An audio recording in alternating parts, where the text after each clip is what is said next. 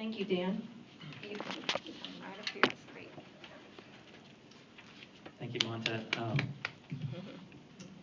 I've known Monta just over the last year as we sell at the Columbia Farmers Market, and she frequents our stand as she does several growers in the market, and so it's been great to get to know her over the last year. First of all, I will say we're on the organic list. So we are not certified organic, so I can't say organic because we're not certified, but we use organic practices, and we have plans in the future to be certified. But so I don't come from farming at all. As Monta said, I grew up in Kansas City, and we've been in Columbia for about 17 years now, so I definitely feel like this is home. We had a house here in town. We moved off that property 3 years ago in August, and we've been farming now for 2 years, so we're very new at this. Grew up in Kansas City in the suburbs, and had some gardening interests, but definitely this is all new for us. So probably 4 years ago, I was working a job that I had done for the last 17 years in medical equipment and was ready for a change. We had thought about living outside of town on some land just for ourselves for quite a while, but there was a lot of things we liked about living in town. We have 2 young children, and they liked being in the neighborhood and the activities and such. But as we started to read books, see documentaries, probably a lot of the same ones that y'all have seen, Food Inc. and Michael Pollan's books and such, we just started to see kind of how our food situation was not very good on a large scale anyway. And so we thought, well, maybe we could do this on a larger scale than just for ourselves and our family. So about this time, University of Missouri had a 3-year grant for beginning farmers, and so we were able to take a number of classes there very reasonably and kind of start learning some things and see some other farms in the area and such. And so since then, I've continued to, whenever there's a farm tour or such, I take advantage of that. I love seeing what other people are doing and learning, and it's just been a whole breadth of, as I closing, I'm turning 50, it's just been a whole new breadth of second life for me. It's like going back to school. I always thought farming was fairly simple and that, anybody could farm, and boy, to do it well, you have to be so organized and smart and just plan a lot, work a lot, not get paid much. But we love it, and we have, the name of our farm is Honey Creek Farm. We have bees. This is our 3rd year with bees, but we've lost a few hives. So far we haven't sold any honey. It's been kind of a learning process there. But we have chickens for eggs. We did some meat chickens.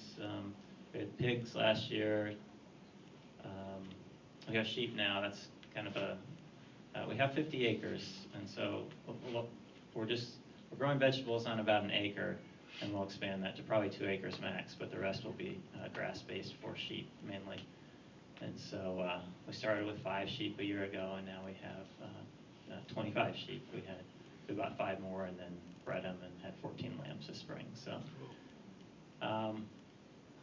but that's kind of our story, how we got started, and I think it's been exciting to see. There are several people that kind of came in on this with us through the Beginning Farmer program, and we continue to meet monthly with those farmers at different farms on a potluck.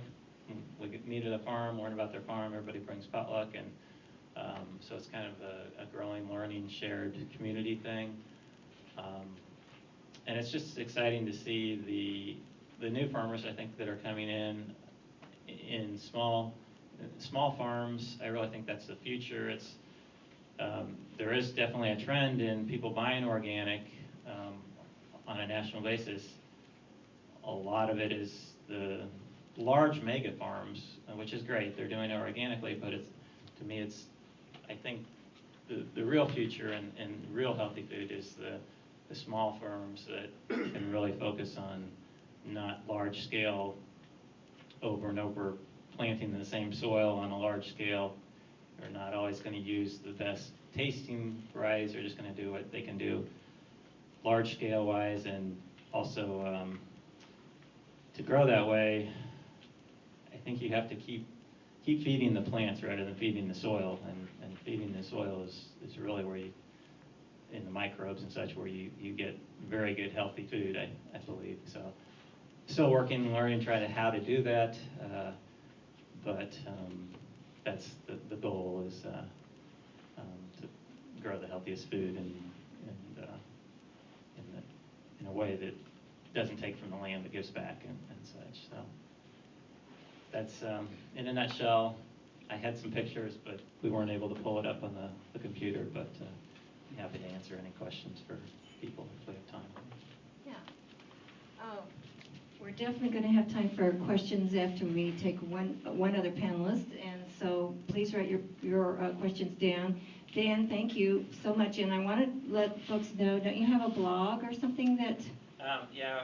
I saw some great pictures. If you Google Honey Creek. Yeah, we're on Facebook for Yeah. Honey Creek Farms. Yeah, Dan and Laura are great, and another great thing about shopping at the farmers market and locally, and myself, I have to have organic with health problems that I have, so I get really very familiar with all of the people that I buy food from, and I really appreciate that there are folks like Dan and Laura that are doing this that are going to take us to a different food future, because I kind of agree with Dan that that's kind of the model or the future, what the future would hold to be really something positive for all of us.